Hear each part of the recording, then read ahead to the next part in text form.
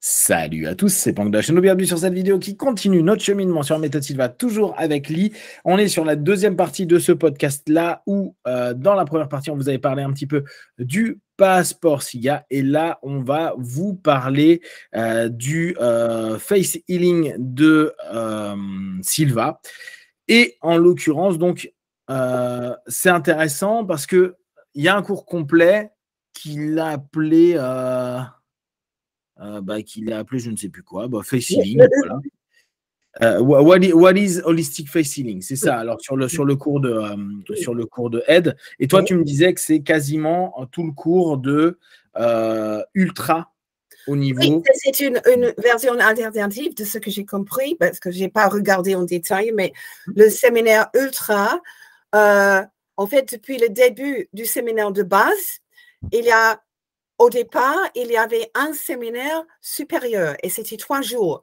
Et là-dedans, il y avait tellement de choses que finalement, ils ont essayé de diviser en 2 et c'est devenu 2 séminaires supérieurs de 2 jours chacun. Donc, un est le graduate, où on apprend justement un peu hypnose, et l'autre, c'est le ultra.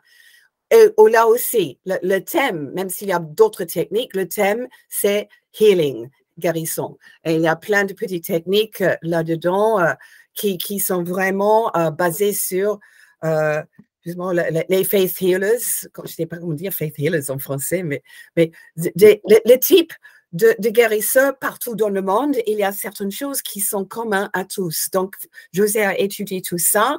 Alors, en fait, il a passé très, très longtemps avec une femme en Mexique, il est devenu presque son assistante, juste pour pouvoir observer, voyez comment, et donner des suggestions justement à ses patients, etc. Donc, il a vraiment beaucoup étudié ça et il voulait présenter ça comme un package dans le ultra. Mais donc, Holistic Face Healing a pris juste les éléments pour la guérison qui étaient dans le ultra. Ouais. Ce qui est marrant, c'est qu'en fait, dans les dates que donnait... attends, je tente de te retrouver tout ça, mais en gros, il parlait de 97, le moment où ça a été formalisé, le Sylva Face Healing. Est-ce que ça te semble cohérent? Parce que je me suis dit, tiens, c'est vraiment... C'est juste 2 ans avec José était mort, donc, donc il a dû être d'accord. Oui, mais il enseignait ça, au départ, il enseignait ça sous le contexte de psycho-orientologie, parce qu'il avait créé un institut dans lequel on pourrait pratiquer ça, qui était séparé de la méthode Sylva, parce qu'il ne voulait pas avoir des problèmes avec le corps médical et tout ça, donc il a fait ça vraiment au centre de l'institut. Alors, il a appelé ça parce qu'en fait, je l'ai... Psycho-orientologie, c'est comment orienter le psyché. Ouais, mais tu vois, là, j'ai une vidéo. Alors, attends, il faut que j'enlève le son, histoire que ce ne soit pas gênant. Et en fait, au départ, voilà, c'est ça. Ils appellent ça From the Ecumenical Society of Psycho-Orientology. Et je crois que c'est vraiment que ce groupement-là, et justement, c'est ce qui explique Juan un moment sur le sujet. Il explique que ça a été la facette méthode Sylva, mais vraiment holistic face healing. Voilà, holistic face healing, c'est ça qu'il appelle. Et donc là, en fait, Ed, il le présente avec Ed et Juan. Mais tu sais, c'est Juan, c'est pas un Sylva. C'est Juan, non, pardon, José Luis Romero. Ah oui, José Romero, oui. Et attends, je vais juste partager un peu l'écran pour que tu puisses voir intégralité. Hop. Moi, j'ai trouvé que c'était vraiment intéressant. Hop. Alors, par rapport aux dates, je crois que c'est aussi le moment où José, en fait, il pensait, il voulait laisser ça pour des membres de famille différentes. C'était là où il a créé le cours Ultra Mind comme séparé de Sylva. Et voilà, donc Holistic Face Healing comme dans le contexte avec enseigné Ultra Mind et justement séparé de Ultra qu'on enseignait. Je crois. D'accord, non, mais ça a du sens. Donc, tu vois, il y avait ça. Tout ça a commencé à être développé. Donc, Ça au que c'est départ. elle qui est au courant et qui le pratique. Ouais, c'est ça. Bah, de toute façon, tu vois que c'est le côté. Donc, Et avec, pardon, il s'appelait Pepe Romero, José Romero, Pepe. Oui. Donc, ça, tu l'avais déjà vu ce logo-là là, de, Quel logo? Ah, attends, tu n'as pas la séparation ici? Si tu vois là sur l'écran, tu as le. Non, je vois que toi. Ah, tu vois que moi. Ah bah oui, c'est Oui, normal tu parce que vas si pas j'ai pas appuyé partager sur l'écran. partager, ça va pas aider. Oui. Hop, on est reparti. Là. Celui-ci, il te parle comme logo, celui-là? Attends, il arrive? Ah, Ah oui, voilà, oui. donc, Oui, le tu vois. logo original de Ecumenical Society qui a existé presque depuis le début. Hein. Voilà. Donc là, il montre. Donc là, on voit les deux. Et donc, José Ah, Luis Pepe. Romero, c'est lui. Oui. Alors, il est plutôt bien fait. Toi, c'est leur cours, ça. Donc, au départ, ils papotent. Ok, ils papotent. Mais à un moment, voilà, ils font en fait tout le travail. Ils le démontrent en 2 temps à chaque fois, tu vois, avec la jeune fille là qui fait le travail. Donc, tu as vraiment un travail qui ressemble beaucoup, beaucoup à du magnétisme. Alors, c'est assez intéressant parce que moi, au départ, j'étais parti sur cette leçon en étant plutôt basé sur le Rapid End Vibration. Et je pensais que tout était basé que sur cet aspect-là. Oh Et c'est non, il après. y en a beaucoup. Et ouais, exactement. Mais c'est là où je me suis rendu compte que tu vois, là, il y a tout le travail qui va être fait sur tout le corps, devant, derrière, etc., etc. Et j'ai trouvé que c'était assez, quoi, que c'était vraiment intéressant pour les personnes qui sont plus basées magnétisme, etc. Il y a vraiment quelque chose d'intéressant dans la dynamique. On voit vraiment, on retrouve des éléments qui sont très communs de façon générale à des healers, à des énergéticiens. Oui. Maintenant, on appelle ça à ce moment-là. Donc,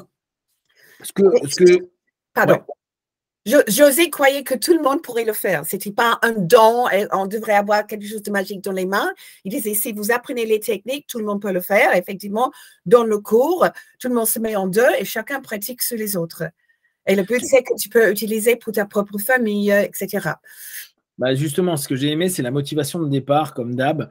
Il se disait, je ne peux pas aider tout le monde, alors autant apprendre à des personnes à faire des éléments qui pourraient permettre un mieux chez les personnes, sans parler forcément de guérison et tout, mais permettre à tout à chacun de permettre à un moment donné que ça aille mieux dans certains éléments, quand physiquement on n'est pas bien, quand il y a des choses qui ne se passent pas bien. Et j'ai trouvé que c'était plutôt intéressant, parce que là encore, on est dans son idée de partage. Tu apprends une technique pour pouvoir soutenir des personnes autour de toi. Et ça, je trouve ça assez cool. Ce que tu viens de dire, je le trouve intéressant. Il pensait que tout le monde pouvait le faire. Absolument. Moi, je pense que c'est un élément clé. Tu vois, il y a des années, je pense que je t'avais déjà raconté l'histoire, mais il y a des années, je voulais rentrer au GNOMA. Le GNOMA, c'est le groupement national des magnétiseurs en France. Donc, c'est un groupe qui existe depuis les années post-guerre, je crois que ça existe depuis 1947. Et à l'époque, moi, je faisais beaucoup d'énergétique et je m'étais dit, j'aimerais bien aller avec les anciens, toujours ma quête des anciens, à me dire, il y a certainement des anciens, des vieux magnétiseurs qui ont plein de choses à échanger, partager, etc. Et quitte à aller dans quelque chose pour pas que ce soit trop obscur et trop, que ça parte trop en vrille. Et je me suis dit, va prendre quelque chose qui est reconnu par l'État. Tu vois, le GNOMA est reconnu par l'État. C'est le seul truc de magnétisme reconnu par l'État, d'ailleurs. Et donc, j'avais commencé à passer les différentes étapes de sélection parce qu'en fait, ils ne prennent pas tout le monde. Et il fallait faire 3 soins sur 3 personnes différentes. Et donc, j'ai les 2 premières qui viennent et qui sont satisfaites, ce qui apparemment valide ma demande. Et la 3e personne qui vient et qui me dit, ah, ta séance est très bien, nickel. Et il commence à me dire, et ton don, il vient de qui? Et je dis, mais moi, je n'ai pas de don. Je pars du postulat que tout le monde est capable de le faire. Et on commence un peu à discuter là-dessus. Et là, il s'est braqué. Mais braqué. Et en plus, c'était très bizarre ce jour-là parce qu'il est venu avec sa mère. Donc, lui, il avait une 50aine d'années. Sa mère en avait 80. Et sa mère dit, non, mais non, tous les magnétiseurs ont un don. Ça doit venir de quelqu'un. Tu ne peux pas dire que tu n'as pas de don. Et donc, moi, je suis un peu monté dans les tours à dire, t'es gentil, mais non. Là, il me dit que la séance est bien et que ça lui a fait du bien.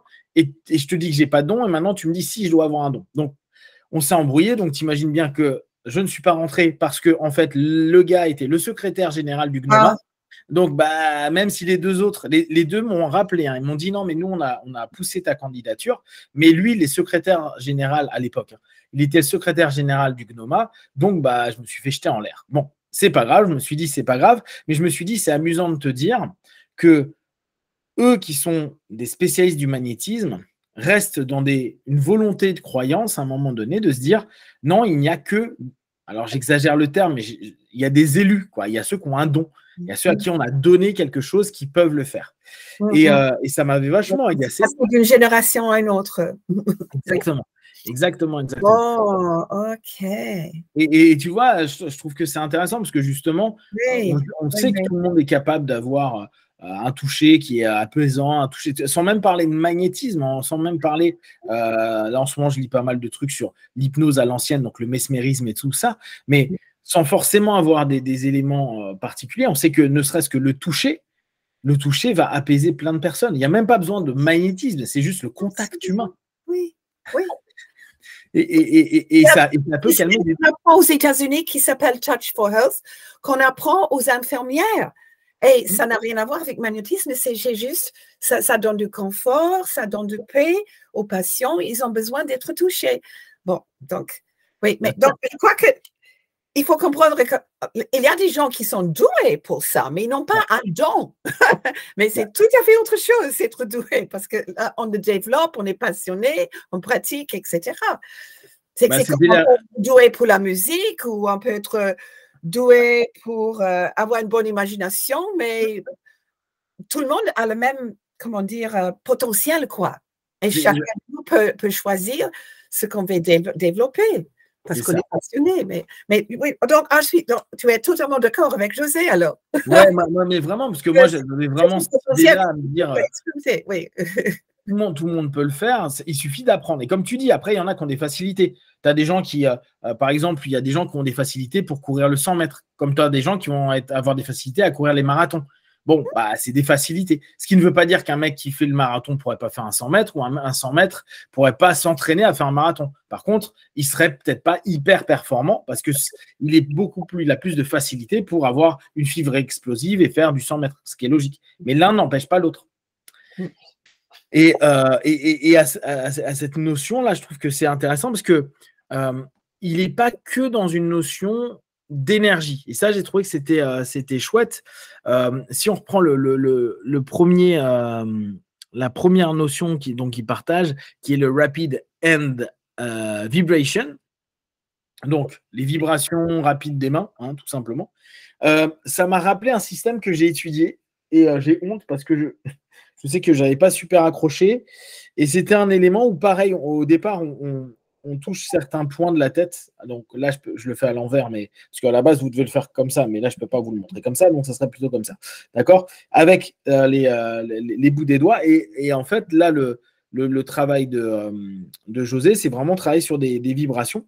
Pas pendant longtemps. Ça, j'ai trouvé que c'était assez intéressant, parce qu'on a toujours un peu l'impression que sur du magnétisme ou autre, il y a un temps assez long. Les personnes restent longtemps sur des notions. Là, j'ai trouvé que c'était intéressant, puisqu'en gros, il le fait faire 10-15 secondes, le temps d'une respiration ou deux, et puis après, bah, ça lâche, il arrête, et puis après, il passe à un autre endroit, puis il refinit sur la tête.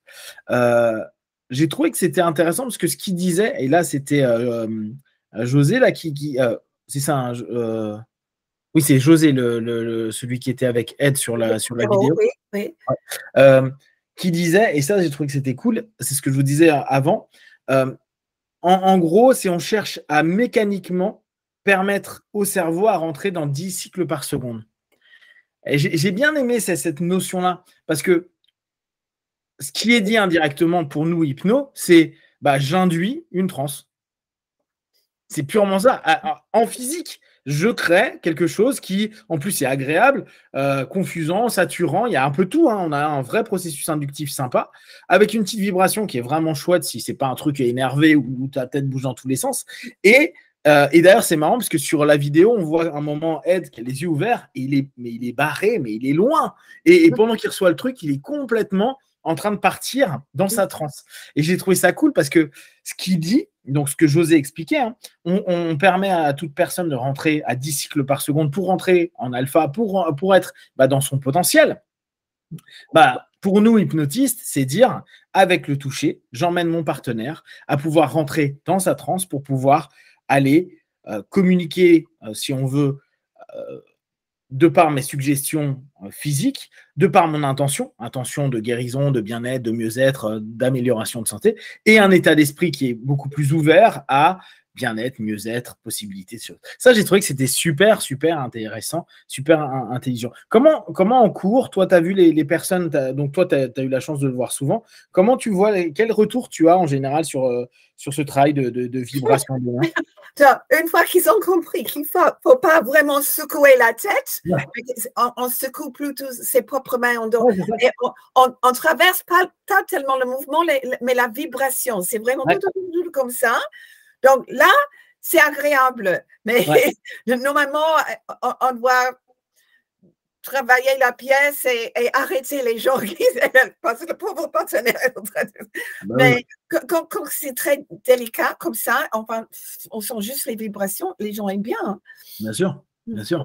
Ah oui, c'est sympa. Et alors, lui, il montrait, donc en gros, tu commences une première fois comme ça, après, tu dépotentialises, comme il expliquait, et après, tu vas sur... Alors là, Ed, il avait mal à un endroit. Donc tu vas à l'endroit où on a mal, oui. Et tu refais la même chose. Donc, c'est cool. Hein. Oui. Mais ce que j'ai bien aimé, c'est l'effet assez rapide. Ça, j'ai trouvé que c'était cool. Et en plus, dans le cours, là, il t'explique petit à petit. Donc, au départ, il te montre simplement physiquement. Puis après, il te dit, toi, en tant que coopérateur, quel état d'esprit tu dois avoir. L'imagerie mentale que tu vas avoir. Donc, en gros, on peut réutiliser miroir bleu au départ, puis ça se transforme en miroir blanc. Et puis, tu peux avoir des autosuggestions, des suggestions pour que la personne aille mieux, ou de l'imagerie mentale, hein, avec de la lumière qui passe, qui apaise la personne. En fait, on est en train de faire concrètement ce qu'on est en train d'apprendre dans les cas. Dans les cas et dans le travail des cas. On est en train de refaire la même chose. On permet à la personne de bosser. Et un des points qui est intéressant, alors je ne sais pas comment en ultra il est proposé, c'est qu'ils prennent aussi attention sur la respiration. À un moment, il montre quelque chose que j'ai trouvé intéressant. Il dit, donc, alors c'est sur le face healing, c'est sur la vibration. Au départ, il le fait comme ça. Puis après, il fait une fois devant, il fait le travail là, il passe derrière, il recommence. Et il dit, il y en a un, tu le fais en inspiration, tu fais ton travail.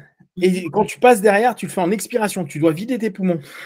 Et tu fais ta vibration. Est-ce que ça, tu as une explication sur cette notion d'inspiration, de le faire au moment où on est... L'idée, c'est que, en fait, c'est rapide parce qu'on est supposé le faire en retenant le souffle ou bien à l'expire, OK? Et justement, on ne peut pas retenir le souffle il y a si longtemps. Mais pendant cette apnée, donc on met les mains, on commence on met les mains, on inspire, on ferme les yeux, on baisse la tête et on retient le souffle. Et pendant ça, on vibre. C'est uniquement quand on n'a plus de souffle qu'on fait et on arrête. Alors, l'idée, si je me rappelle bien, parce que ce n'est pas écrit dans les manuels, mais José l'a expliqué, l'idée apparemment, c'était que ça met le guérisseur, je dois dire, ou l'opérateur, ça le met l'opérateur, voilà. Ça met l'opérateur presque dans un sens d'urgence. Parce qu'il doit. Donc, quand on retient le souffle, quand on ne peut pas respirer, on fait appel à notre sens de survie et on est hyper concentré. Et on concentre et on retient le souffle et on retient le souffle. Et ça fait une sorte d'urgence. Je suis focalisée sur une seule chose, je cible uniquement ça. On ne va pas commencer à imaginer autre chose quand on est comme ça. Et on fait ça au maximum, et puis on expire, et puis on recommence pour une prochaine partie du corps. C'est intelligent, c'est très intelligent. Ah ouais. C'est intelligent parce que si on le traduit par une notion un peu hypnose, donc en gros, suggestion non verbale, la notion d'urgence pour faire quelque chose ou pour avancer peut être une suggestion qui est sympa avec cette notion de se dire, là, il y a vraiment une focalisation à fond pour trouver une solution, pour permettre que les choses se décantent. Et en suggestion non verbale, c'est intéressant. Ça permet de dire, il va se passer quelque chose, on va faire quelque chose va bouger, va évoluer. Ouais, c'est hyper. D'accord, ça, tu vois, je ne l'avais pas bien capté. J'ai très peu de temps de le faire, donc il faut vraiment que je focalise mon maximum pendant le temps que je peux retirer mon souffle. Ouais, mais tu vois, j'ai trouvé que c'était pertinent. Ça m'a rappelé un système qui s'appelle le Quantum Touch, qui est un système qui a été créé il y a une vingtaine d'années maintenant. Et tout le système est pareil en toucher et il joue beaucoup avec les souffles. Donc, tu vois, en fonction, admettons, tu as mal quelque part, tu vas pouvoir faire soit une respiration, soit une respiration du feu. Et en fait, tu joues énormément avec la respiration, tout autant que le toucher. Mais le toucher, en fait, il ne vibre pas. Il suit juste l'information de la personne. Par exemple, souvent, tu commences une séance, la personne dit j'ai mal à la tête, tu fais ton travail avec le souffle, et puis la personne dit maintenant ça arrive dans le cou, ça arrive devant, ça arrive là, et tu suis la douleur. Et toi, en fonction, tu fais des respirations. Tu suis la douleur avec des respirations différentes et on s'aperçoit, alors après, là encore, suggestion, pas suggestion, tout à chacun est libre de son interprétation. La personne dit la sensation que j'ai, elle se modifie déjà, elle se déplace. Et ça, j'ai toujours trouvé ça assez génial parce que c'est un des rares systèmes que j'ai vu en énergétique qui suivait la douleur. Et si tu regardes, la plupart du temps, on dit non, mais restez là ou restez là ou restez là. Et la personne te dit a posteriori, oui, mais là, maintenant, j'ai mal de l'autre côté. Alors que là, c'est un système qui disait, mais non, si ta douleur bouge, il faut que la personne le dise et toi, tu la suis. Tu la suis jusqu'à ce qu'elle soit plus présente dans le corps. Et j'avais trouvé le système de respiration et de suivi de la gêne très, très intéressant et très pertinent. Et ça m'a rappelé un peu ça, cette notion de travailler avec le souffle, à te dire, OK, tu dois associer ton imagerie mentale à ta respiration, à soit ta retenue en apnée en amont qui est plus simple, ou soit quand tu as les poumons complètement vides en deuxième temps. Et j'ai trouvé que c'était vraiment intéressant. Dans les classes en ultra, tu as vu des choses sympas qui se sont passées pendant ces travaux avec les vibrations, des gens qui vraiment disaient tiens, j'avais mal à la tête, ou j'avais mal là, et je me sens plus apaisé. Tu as vu des retours sympas sur tes classes? Donc, il y a une version qui est que pour le mal de tête, où on fait. Oui, parce que donc, beaucoup, on commence avec la tête, on va à la partie affligée, puis on revient à la tête. Ouais. Mais la version où c'est que la tête, c'est avant et derrière. Et effectivement, là, quand on fait la démonstration, normalement, on demande est-ce qu'il y a quelqu'un qui a mal à la tête maintenant? Et on utilise cette personne pour la démonstration. Et normalement, c'est complètement parti à la fin. Et si c'est pas normalement, mais quelquefois, il y a toujours, mais j'ai jamais eu un cas où c'était pas quand même mieux qu'auparavant. C'est amusant. Là, tu as quel type de population? Parce qu'on est bien d'accord. Et là, pour ceux qui nous regardent ou qui nous rejoignent peut-être pour la première fois, vous êtes en train de vous dire mais de quoi qu'ils racontent la méthode Silva. Moi, j'ai lu les livres. Là, ils sont en train de nous parler de trucs bizarres avec les mains qui vibrent et tout. À savoir que c'est une des modalités que José a étudié, a travaillé, a partagé, mais ce n'était pas le cœur de son métier. Le cœur de son métier, ça a été vraiment le travail en BLS, celui de base, celui que vous lisez la plupart du temps. Et Ali nous disait un truc super intéressant il y a quelques podcasts, qui, quand elle faisait le séminaire intensive, comment il s'appelait un séminaire de 10 jours aux États-Unis. Ah oui, là, le Ultimate. Oui. Ultimate. Là, il partait sur plein de choses. Il commençait par la base, donc ce travail sur eux. Puis au fur et à mesure, ça arrivait sur des choses qui sont de plus en plus, j'ai envie de dire, holistiques, globales. Donc, on touchait de l'énergétique. Elle touchait, parce que moi, je n'ai pas pu le faire. Ils sont même amusés à travailler avec des planches. Qu'est-ce que tu nous avais montré, les planches le Ouija. Les Ouija, etc. Bref, ça partait de plus en plus dans des PES, dans de l'extrasensoriel pour faire des tests. Moi, j'ai toujours mon pendule de cristal et mes baguettes que j'ai reçues dans ce cours, parce qu'on pratiquait même ça. Mais c'est ce que tu avais dit. Et c'est marrant pour les personnes qui ne connaissent pas Silva. La notion de Silva, ça reste un travail personnel, pour soi, de développement et de dynamique mentale. C'est ça l'intérêt. Après, vu que lui, il était curieux, il est allé voir un peu ce que faisaient les autres. mais son système de base, ça reste un développement psychique, physique, émotionnel, mais vraiment par le travail de la dynamique mentale, pas sur autre chose. C'est après que ça devient amusant et c'est pour ça que je te demande quel type de population tu as quand tu fais ultra, parce que est-ce que tu as les mêmes qui sont venus faire BLS, donc celui de base, ou est-ce que tu sens que t'en as, ils se disent qu'est-ce que je fais là, quoi. Là, je voulais continuer Silva, mais là, je me suis gouré. J'aurais dû aller à Graduate et je me retrouve à Ultra, tu vois. C'est un petit peu le. J'y vais parce qu'on m'a dit qu'il y avait un niveau 2 et que j'y vais, mais je suis pas. Comment tu vois la population Silva vis-à-vis de cet aspect de la méthode? Donc, d'abord, évidemment, il faut avoir déjà fait le séminaire de base avant de faire l'un ou l'autre. Mais ils sont déjà prévus. Hein. Ils savent ce qu'il y a dedans. Il y a tout un descriptif.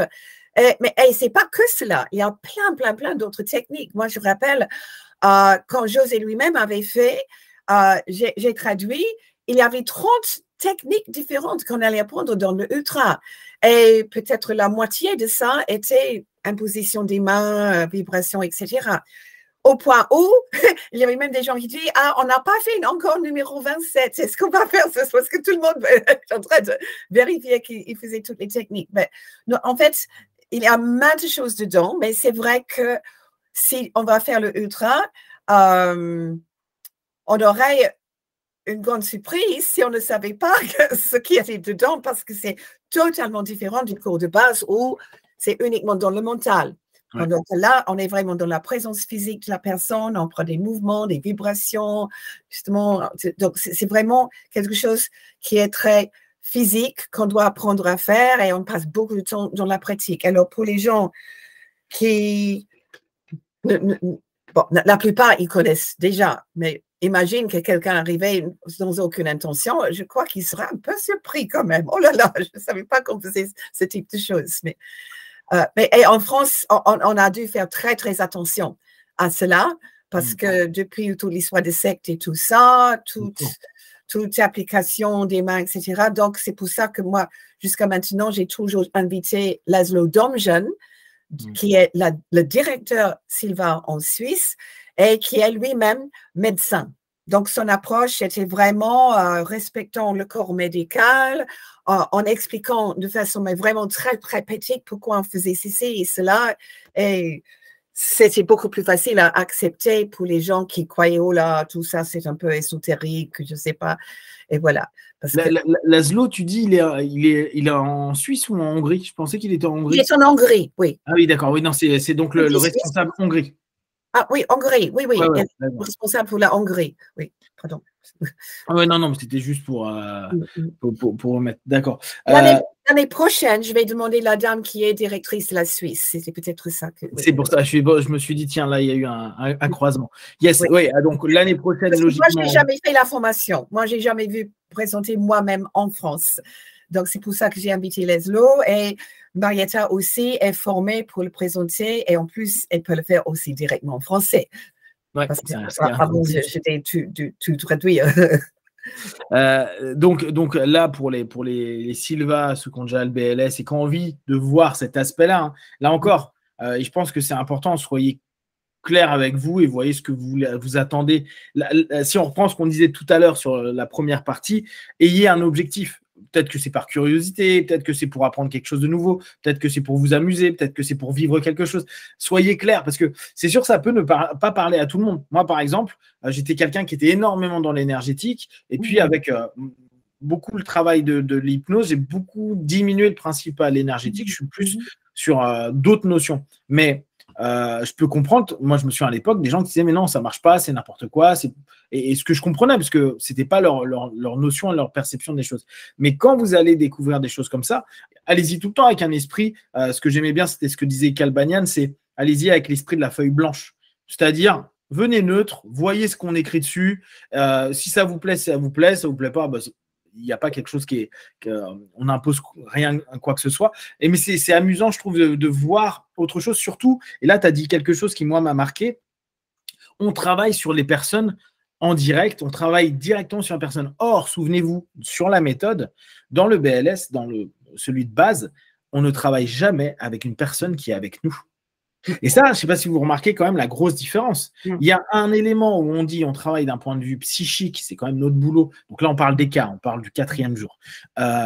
Et on te dit ne travaille pas sur la personne qui est dans la pièce, il ne faut pas que la personne soit là, il faut que la personne soit ailleurs, pas là en l'occurrence. Et là, on revient sur autre chose. Et c'est bien parce que Lise, sans s'en rendre compte, elle nous explique pourquoi. Parce que là, tu es dans du physique. On n'est pas en train de travailler à un niveau que psychique, mental, projectif, etc. On est dans l'ici et maintenant, physique. Et le toucher reprend sa place.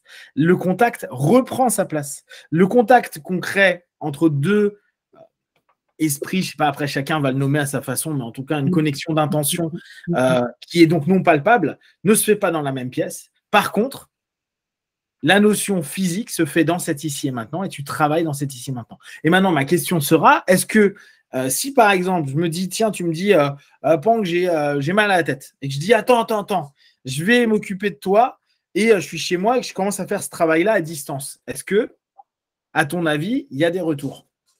Parce que là, en fait, on lirait les deux. On lit le côté, moi, physiquement, je fais quelque chose et je me mets dans mon laboratoire, parce que je le ferai en laboratoire, tu vois. Est-ce que, j'imagine que ça a été fait 10 000 fois le test, mais est-ce que tu as des retours à ce niveau-là? Est-ce que tu as des personnes que tu connais qui se sont amusées à faire ça? Je ne peux pas te donner des retours, mais en principe, ça devrait être presque identique parce que quand on travaille un cas, on est encouragé en fait de lever les mains et imaginer qu'on a le cerveau ou le cœur ou l'organe entre les mains et on fait quelque chose comme ça pour focaliser notre intention. Donc, si pour focaliser ton intention, tu imagines que la tête de la personne et tu fais comme ça, on devrait avoir quand même le même effet.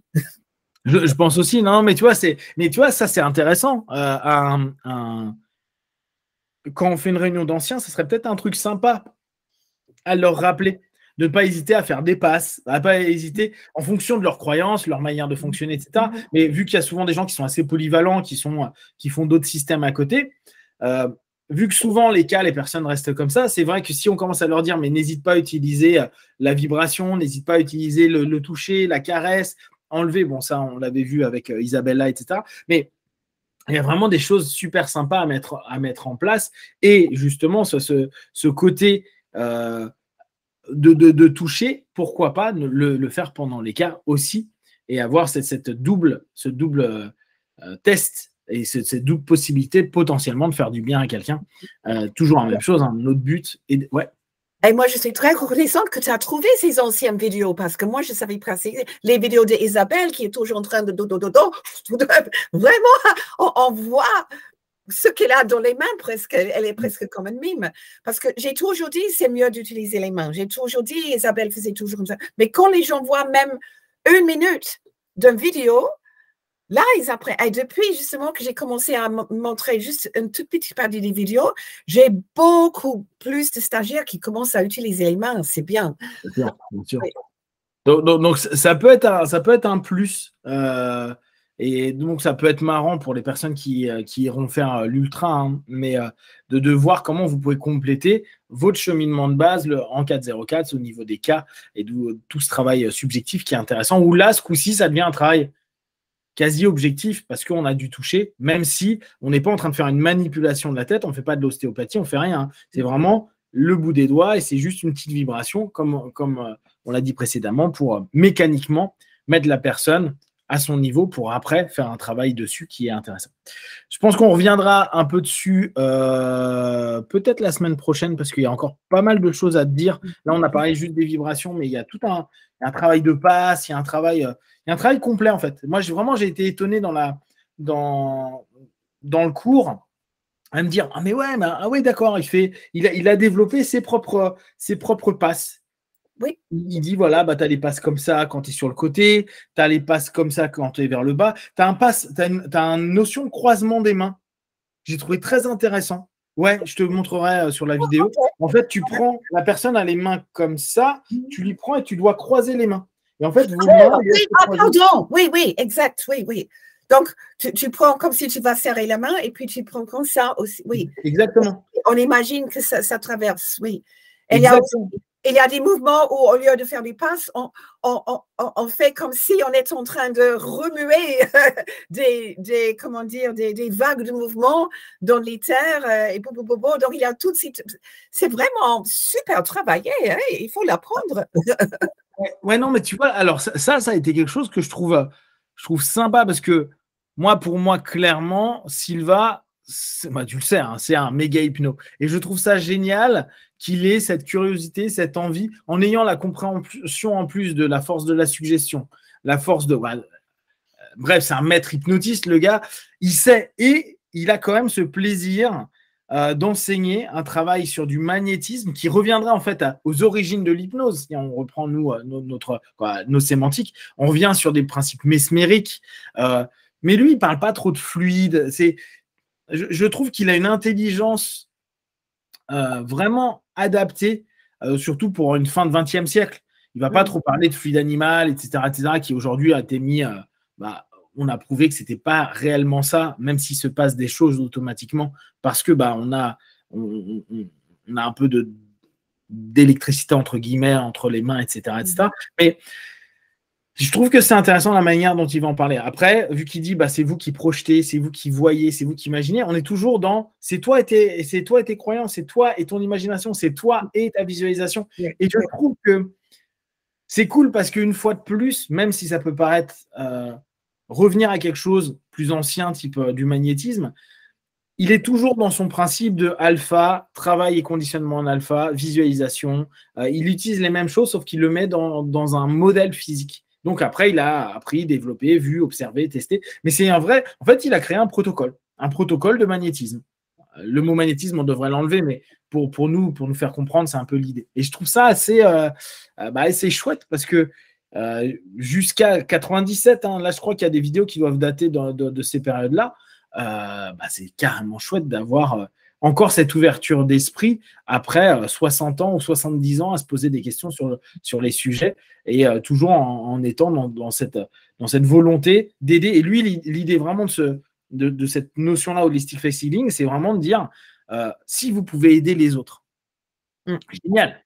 Et souvent, nous, en tant qu'hypno, c'est un peu le truc qu'on dit quand on sait que les personnes ne seront pas des hypnothérapeutes, mais que ce seront juste des hypnotistes.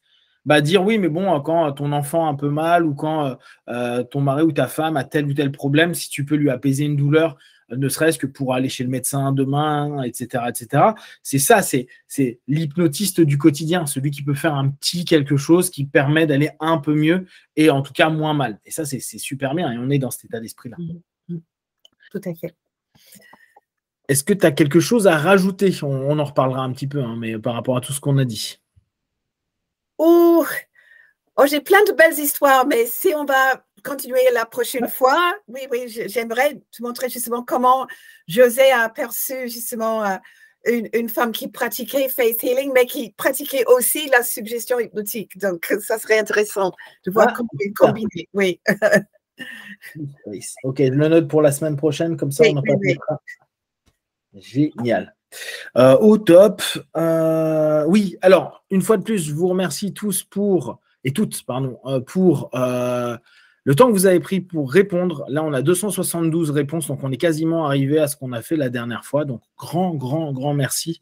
Je pense qu'on attend encore un petit peu, puis après, Lee m'a dit qu'elle était en contact avec d'autres personnes pour le proposer. Tu m'avais dit que tu en parlerais aussi à Laszlo s'il a la possibilité de le proposer en Hongrie, parce qu'il y a des anglophones là-bas, tu m'avais dit. Donc, pas beaucoup, mais je connais. Bon, de toute façon, je peux toujours proposer à Gabriel en Angleterre, donc oui, il peut faire en anglais. Et je peux proposer, en fait, je peux écrire une petite lettre à tous mes collègues directeurs en Europe et dire justement, ça existe en anglais, en espagnol, etc. Donc, est-ce que ça vous intéresse? Parce que c'est vrai que où est-ce que j'ai lu récemment? J'ai lu justement une référence à cette première questionnaire en 71 et justement, ça a montré beaucoup de choses positives à l'époque et il n'a rien fait depuis. Donc, je crois que si on peut répondre autant que possible, on va avoir des bons résultats. Oui, bien sûr. pour plusieurs pays, pour plusieurs types de diplômés, ça serait chouette. Ce que je me dis, tu vois, là, je suis en train de réfléchir en même temps. S'il y a Laszlo ou quelqu'un, parce que comme tu me dis, là, il est un peu diminué, mais quelqu'un qui est complètement bilingue avec du hongrois, quelqu'un qui est complètement bilingue avec du portugais, moi, je peux rajouter, en fait, à chaque fois, ça ne changera pas grand-chose. Il suffira que je remette éventuellement la réponse dans une langue différente. Quoi, je rajouterai juste un slash et je le mettrai dans la langue en plus. Tu vois, d'accord. On peut continuer à faire traduire parce que moi, en fait, ça ne changera pas la stat. Oui, pour le stat, il faut que ça soit le même questionnaire. En général, mais oui, tout à fait. Ah oui, ok, bonne idée. Je vais quand même. Oui, parce que lui, il va bien comprendre toutes les questions en anglais. Donc, si ça l'intéresse, il peut nous donner une traduction. Ouais. Effectivement, on peut l'ajouter. Exactement. Pareil, si on a des copains qui sont portugais ou que tu connais des personnes qui parlent portugais, comme ça, on aura quand même les langues majeures et ça peut être. Tu vois, je pensais même à ça avec celui qui s'est formé avec moi, tu sais, qui était chinois et qui a fait avec la Malaisie. Tu te souviens, en chinois, il avait fait une formation en Malaisie de la méthode Silva. Oui. Et tu sais, qui était avec moi pendant la formation. Bah, peut-être éventuellement, lui, le faire traduire en chinois pour qu'éventuellement, on puisse avoir un retour des Malaisiens. Tu vois, le tout, c'est d'ouvrir au maximum pour qu'on ait le plus de retours possible et avoir un nombre qui soit marquant et qu'on puisse après réfléchir. Tu vois, là, il y a déjà plein de choses qu'on peut réfléchir sur. J'ai vu plein de croisements qu'on peut faire à se dire, peut-être que ça, faut mettre plus d'emphase dessus. Faut peut-être. C'est chouette si Laszlo est prêt à le faire parce qu'il a un nombre énorme de diplômés. Il avait des stages où il y avait plusieurs centaines de personnes dans un stage. Mais Michael avait fait un stage là-bas où il y avait. Tout à fait. Ouais. Il y avait 1000 personnes dans le public. Oui, incroyable. Donc, il doit avoir un énorme fichier pour le. OK. Je vais demander à Laszlo, ça serait chouette. Oui.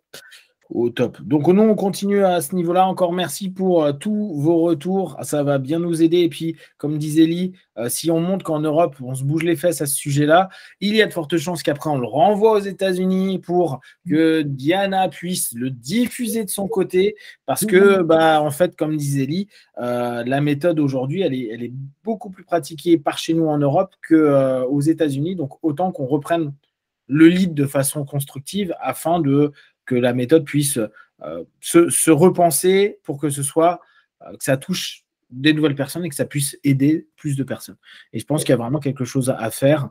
Il y avait déjà le renouvellement qu'avait tenté de faire Laura, qui a été une très bonne idée, je pense, même si après, il y a des discussions à avoir, mais elle a eu une vraie idée à ce moment-là. Et là, il y a peut-être quelque chose à penser par rapport au retour qu'on aura. Donc, merci à vous. Si vous avez des questions et des remarques, vous les partagez sur Facebook, YouTube. On y répondra le plus rapidement possible. Et comme d'habitude, de tout ce qu'on propose, ne prenez que ce qui est bon et juste pour vous tester, observer, analyser, conclure. Be one. À très vite. Merci. Merci.